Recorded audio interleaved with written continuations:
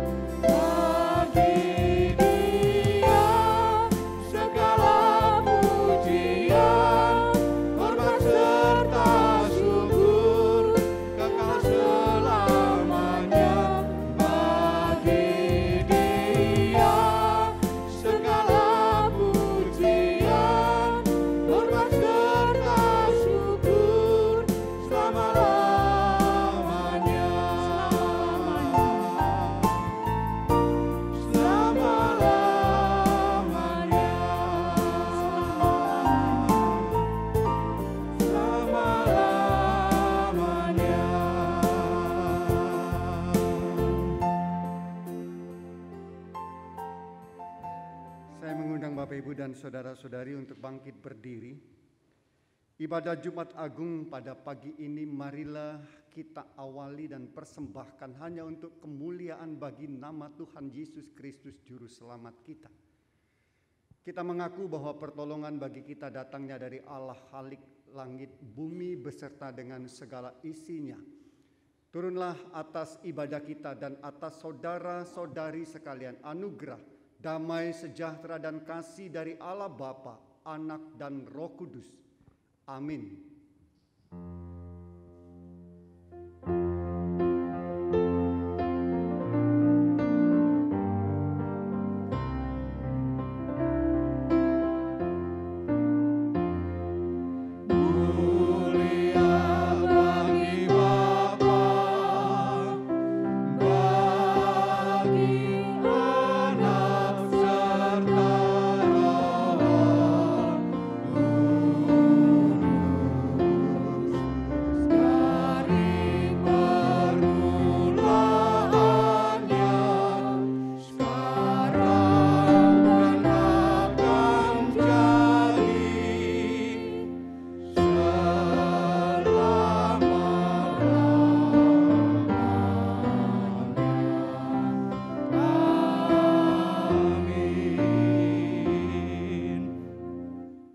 Nats pembimbing ibadah, saya akan membacakan dari surat Roma 5 ayat 8 sampai 9 demikian.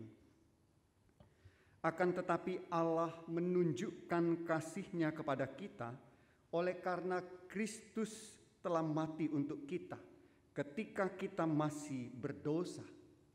Lebih-lebih karena kita sekarang telah dibenarkan oleh darah-Nya, kita pasti akan diselamatkan dari murka Allah.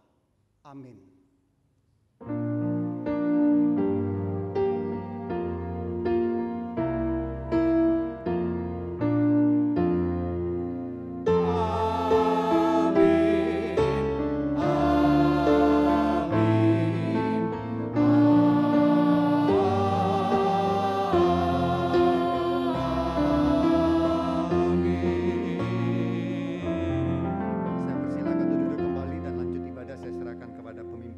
Ketika kegelapan meliputi seluruh daerah itu, berserulah Yesus menyerahkan nyawanya. Para murid perempuan dan mereka yang selama ini mengikutinya menyaksikan dari jauh. Sampai seorang anggota majelis besar yang bernama Yusuf, seorang yang baik lagi benar, yang berasal dari Arimatea, menghadap Pilatus untuk dapat merawat dan memakamkan jenazah Tuhan Yesus. Dan para perempuan yang sangat mengasihi Yesus pun turut serta.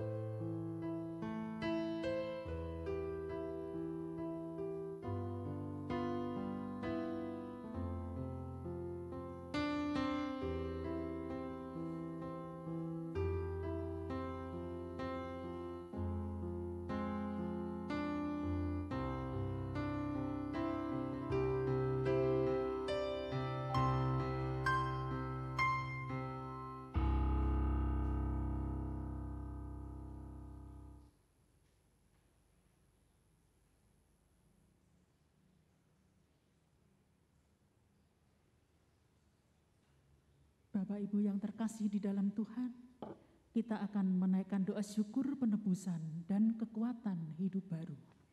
Untuk menghantar doa, kita naikkan pujian Pada Kaki Salibmu. Kita nyanyikan bait 1, 2, dan 3. Pada kaki salibmu.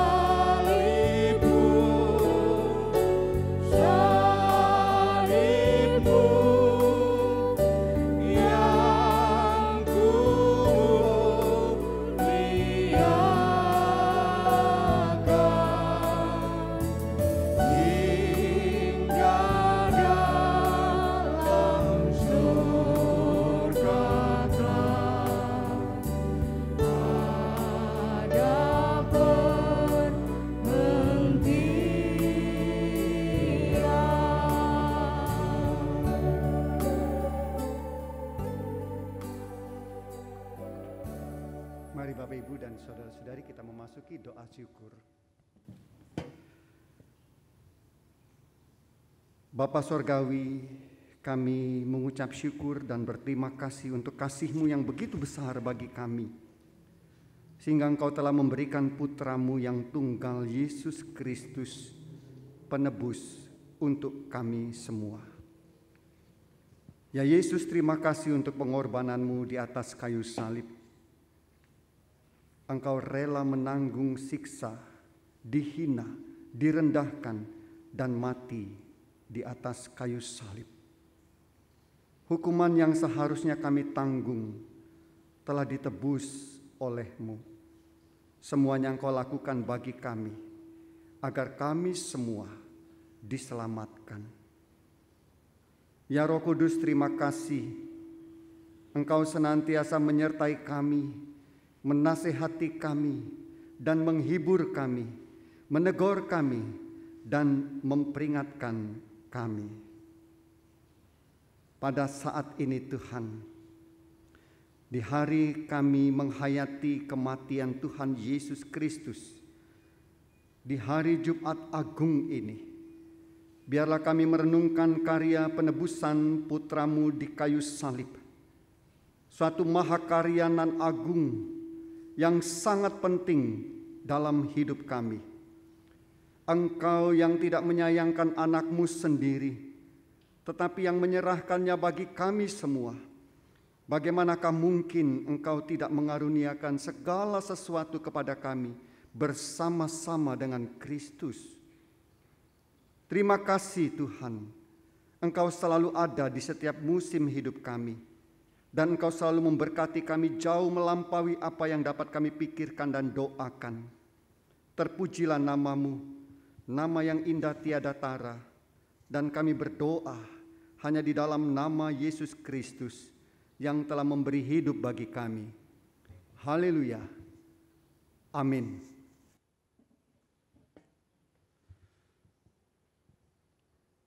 Bapak, Ibu, dan saudara yang terkasih di dalam Tuhan, tiba saatnya kita untuk berdiam diri, siap untuk mendengarkan sabda firman Tuhan. Arahkan mata hati kita hanya kepada Tuhan. Tema kita pada pagi hari ini adalah harga sebuah pengorbanan. Kita sambut pemberitaan firman Tuhan melalui pujian Kepala yang Berdarah. Kita nyanyikan bait 1, 2, dan 3. Terung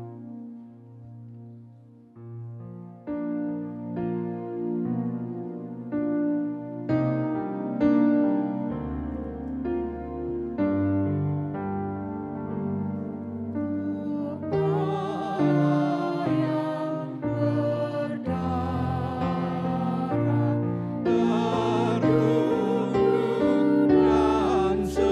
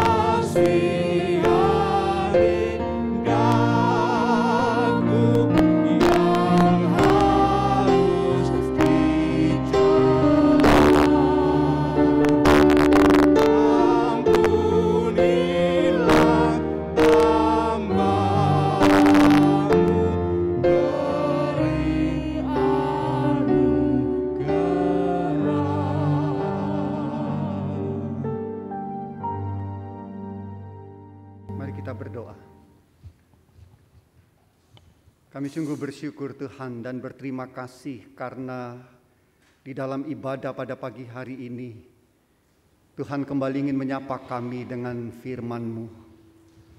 Kami datang Tuhan di hadapan-Mu, di hadirat-Mu untuk mendengarkan sabda firman-Mu. Roh Kudus, bimbinglah kami, tuntunlah kami, buka hati kami, pikiran kami, bahkan segenap hidup kami untuk dapat menerima kebenaran sabda firman Tuhan yang memberi hidup, yang memberi kekuatan, bahkan arahan dalam hidup ini. Pakailah hamba-Mu yang penuh dengan kelemahan ini, karena hamba siap untuk Tuhan pakai seturut dengan maksud dan kehendak Tuhan. Di dalam nama Tuhan Yesus Kristus kami berdoa. Amin. Shalom Bapak Ibu dan saudara-saudari. Mari kita bersama-sama membuka Alkitab kita pagi ini yang mendasari pemberitaan sabda firman Tuhan dari Injil Lukas pasal 23 ayat 44 sampai 49. Injil Lukas 23 ayat 44 sampai ayat 49. Demikian di dalam nama Tuhan Yesus Kristus. Ketika itu hari sudah kira-kira jam 12, lalu kegelapan meliputi seluruh daerah itu sampai jam 3. Sebab matahari tidak bersinar dan tabir bait suci terbelah dua. Lalu Yesus dengan suara nyaring, "Ya Bapa, ke dalam tangan-Mu kuserahkan nyawaku." Dan sesudah berkata demikian, Ia menyerahkan nyawanya. Ketika kepala pasukan melihat apa yang terjadi, ia memuliakan Allah, katanya, "Sungguh orang ini adalah orang benar." Dan sesudah seluruh orang banyak yang datang berkerumun di situ untuk tontonan itu, melihat apa yang terjadi itu, pulanglah mereka sambil memukul-mukul diri. Semua orang yang mengenal Yesus dari dekat, termasuk perempuan-perempuan yang mengikut Dia dari Galilea, berdiri jauh-jauh dan melihat semuanya itu. Bapak, Ibu, dan saudara-saudari yang dikasihi oleh Tuhan Yesus Kristus, hukuman pada umumnya diberikan, dijatuhkan kepada mereka yang berbuat salah, kepada mereka yang melanggar aturan, kepada mereka yang terbukti melakukan pelanggaran dan kesalahan akan dijatuhkan sanksi, akan menerima hukuman. Dan dalam hal ini Bapak, Ibu, dan saudara dikasihi oleh Tuhan, hukuman adalah sebuah konsekuensi atas perbuatan salah itu. Walaupun di luar itu Bapak, Ibu, dan saudara-saudara dikasihi oleh Tuhan, ada juga segelintir kasus di mana ketidakadilan oleh karena fitnah atau satu kesalahan dalam proses pengadilan, seseorang yang tidak bersalah menerima hukuman.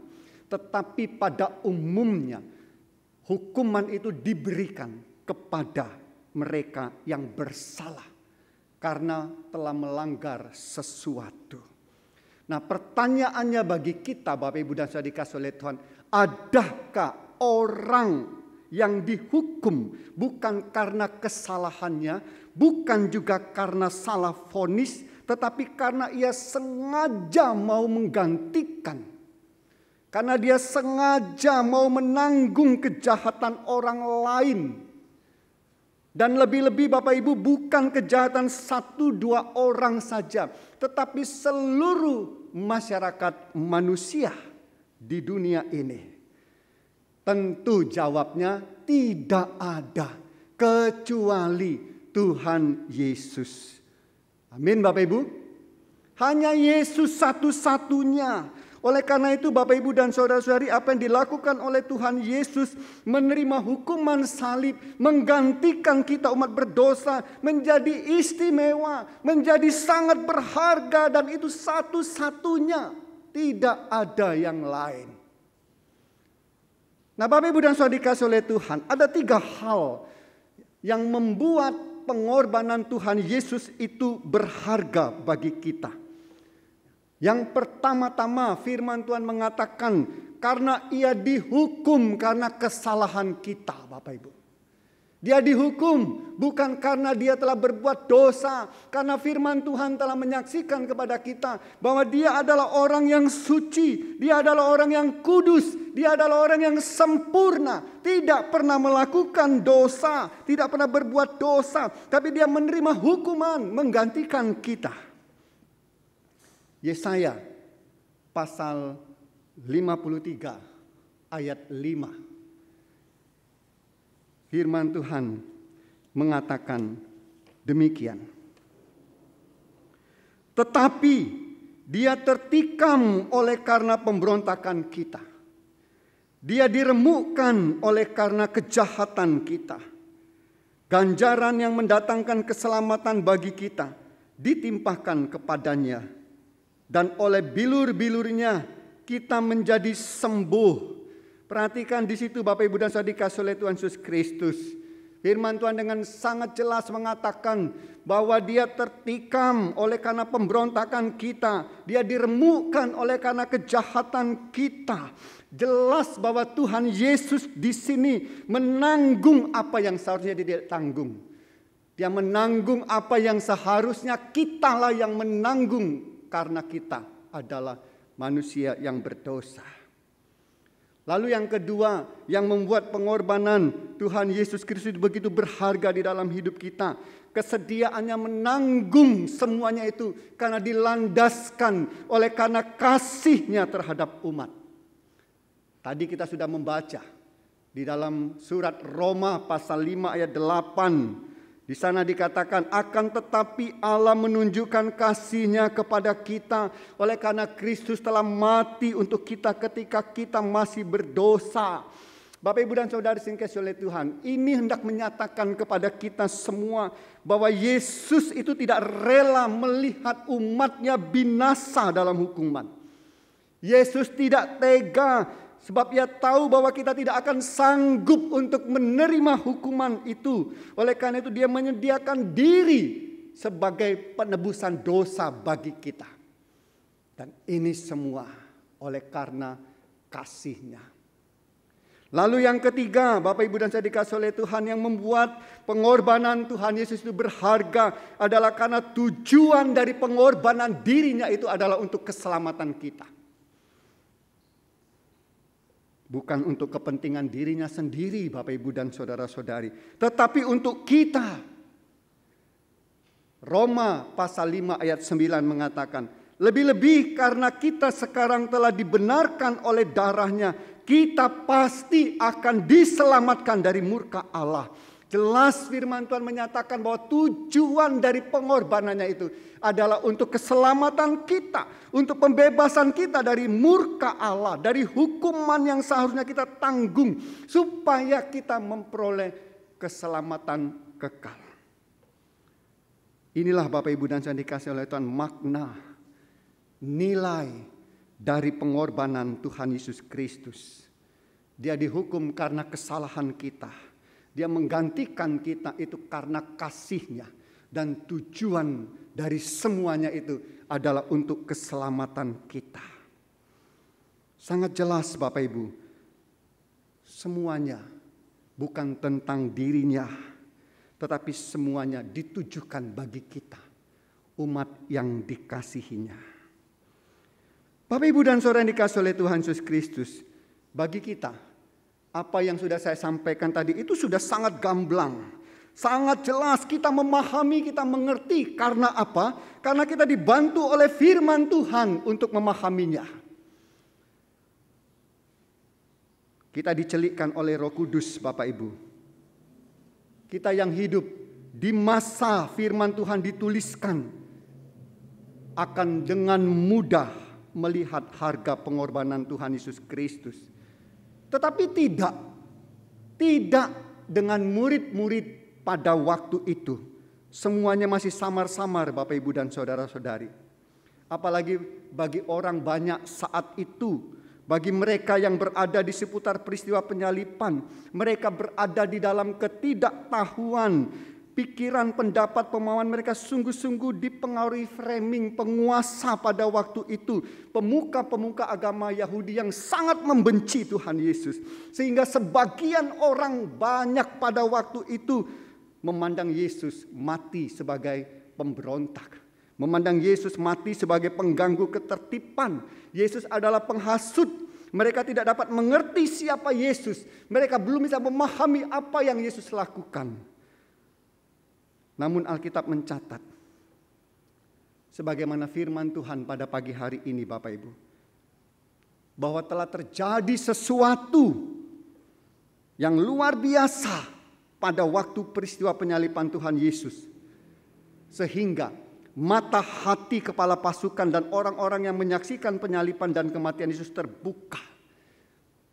Ada satu kedahsyatan yang menyingkapkan misteri, yang membuka mata hati mereka sehingga mereka memahami makna kematian Tuhan Yesus Kristus.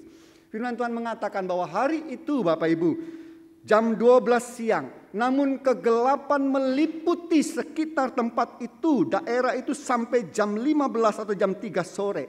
Lalu Alkitab mencatat pada waktu ada peristiwa tabir bait suci itu terbelah dua pada saat Tuhan Yesus menyerahkan nyawanya. Tabir itu tebal Bapak Ibu. Tabir itu tersembunyi di ruang Maha Kudus. Hal yang sangat sakral dikaitkan dengan ketersembunyian dan kekudusan Allah di baitnya. Itu terbelah. Jelas Bapak Ibu dan saudara dikasihi oleh Tuhan. Ini adalah sebuah pernyataan bahwa kematian Tuhan Yesus itu adalah suatu pertanda. Satu pertanda. Bahkan Matius menambahkan catatan ada gempa bumi. Batu-batu terbelah pada waktu, bahkan kuburan-kuburan yang ada di sekitar tempat itu terbuka dalam gempa itu. Nah pasti Bapak Ibu suasana saat itu dilandakan kehebohan. Dilanda oleh ketakutan karena fenomena dahsyat yang mengiringi kematian Tuhan Yesus Kristus. Itulah yang pada akhirnya membuka kesadaran dan pemahaman kepala pasukan. Sehingga dia berseru dan memuliakan Allah. Dia mengatakan, sungguh orang ini benar.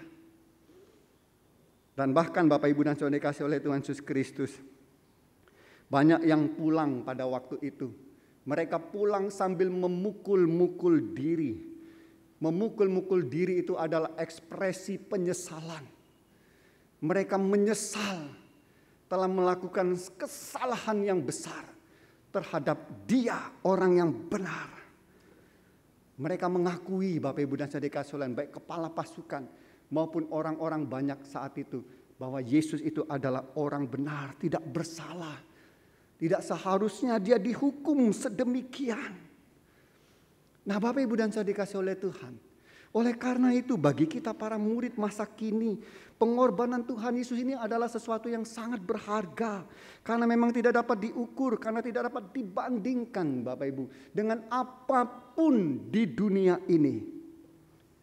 Namun demikian Bapak Ibu, menyatakan bahwa pengorbanan Kristus itu berharga dengan mulut kita saja itu tidak cukup Bapak Ibu.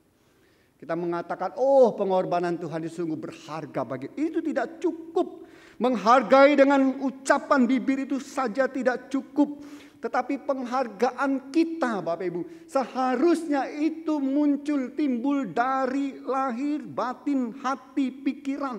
Dan harusnya itu berbuah dalam kehidupan kita. Dalam praktek hidup kita sehari-hari.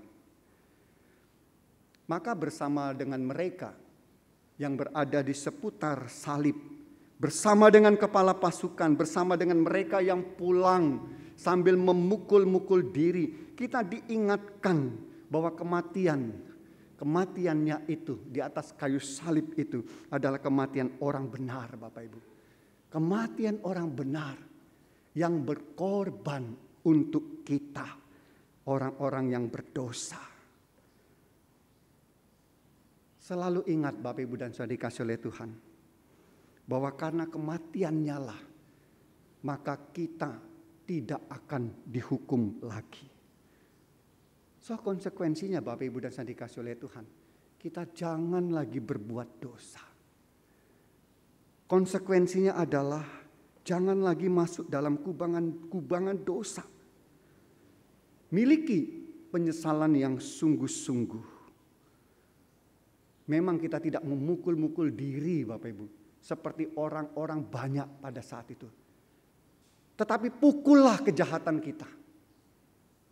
Pukullah pemberontakan kita.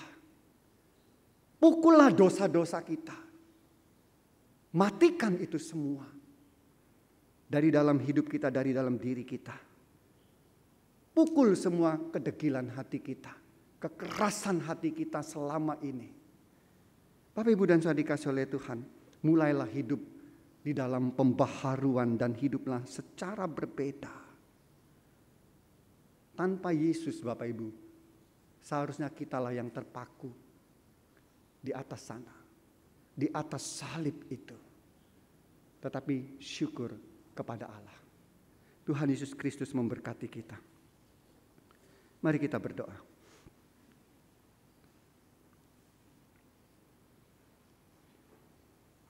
Terpujilah nama-Mu Tuhan, untuk firman Tuhan yang sudah diberitakan kepada kami semua. Kami berdoa agar firman Tuhan ini termeterai di dalam hati kami, tersimpan di sana, dan biarlah oleh karena kasih dan kuasa Bapa, Putra, dan Roh Kudus, apa yang sudah kami pahami pada pagi hari ini, makna sebuah pengorbanan orang benar itu, Yesus itu, sungguh-sungguh dapat membuat hidup kami ini menghargai dalam satu kehidupan yang berubah dalam praktek sesehari hidup kami. Dan biarlah nama Tuhan senantiasa dimuliakan melalui seantero kehidupan kami. Segala hormat dan kemuliaan kami kembalikan kepada Engkau ya Bapa. Di dalam nama Tuhan Yesus, Putra Allah yang tunggal, Juru Selamat kami yang hidup, kami alaskan syukur kami. Amin.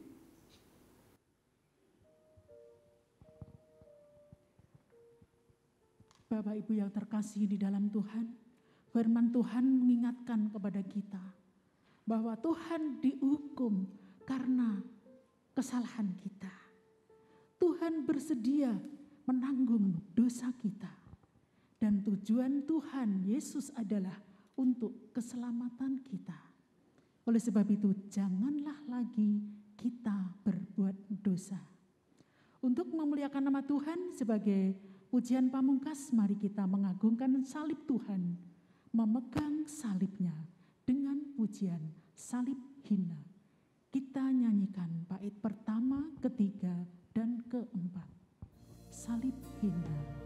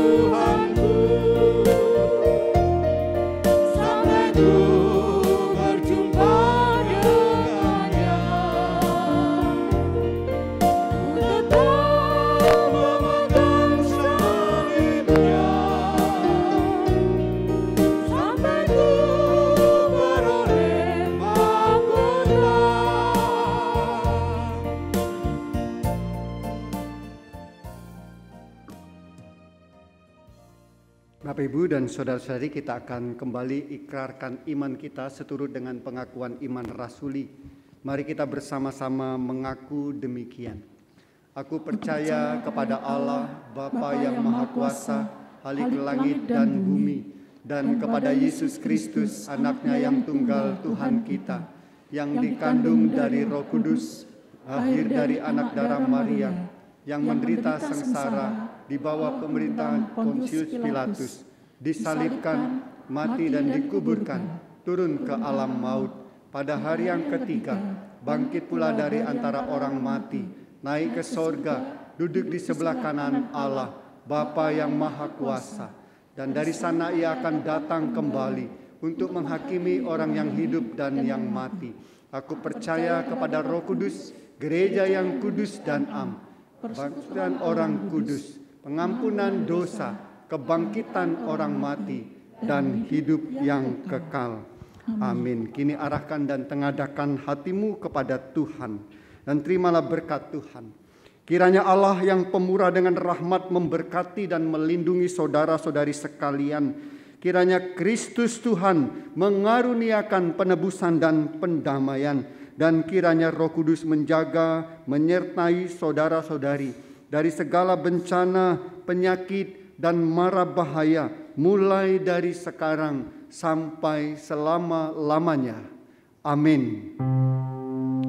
Tuhanmu memberkatimu.